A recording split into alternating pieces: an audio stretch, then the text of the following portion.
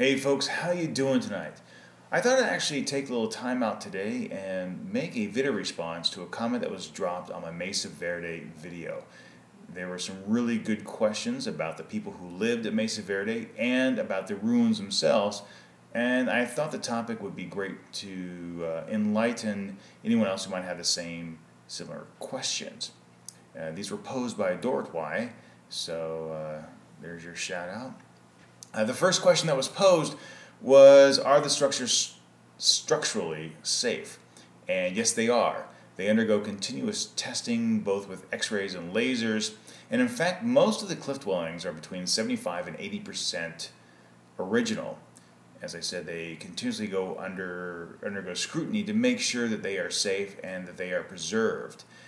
If something does happen, areas are closed. For example, where I used to be a ranger volunteer, in the big house, there was actually an area that collapsed and visitors are no longer allowed in there. At Mesa Verde, a number of ruins that used to be open to the public are no longer open because they are simply too fragile.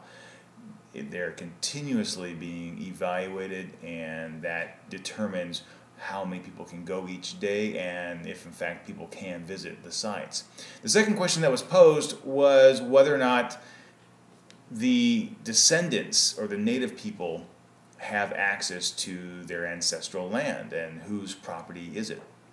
The park is a National Park Service, so it does fall under the custodialship of the National Park Service.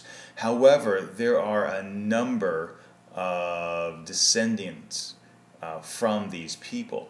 Most of the tribes today reside in the Rio Grande River Valley in northern New Mexico. However, right around the park you have two groups of Ute tribes that work with the Park Service, and then you have the Hopi in Arizona as well. Were these places abandoned? Yes, somewhere in the late 1300s, there was really a mass exodus from the Colorado Plateau, and not only in the Colorado Plateau, but down south as well. So you see the ancestral Puebloans leaving the area. You see the Sinagua Indians leaving the area. You see the Salado leaving the area. We really don't understand why. The best bet is that this was some sort of climate change issue, not really to deal with strife. The Park Service actually works very closely with the descendants on how best to preserve their ancestral land, and has actually allowed and continues to allow them to come onto the land to perform special ceremonies.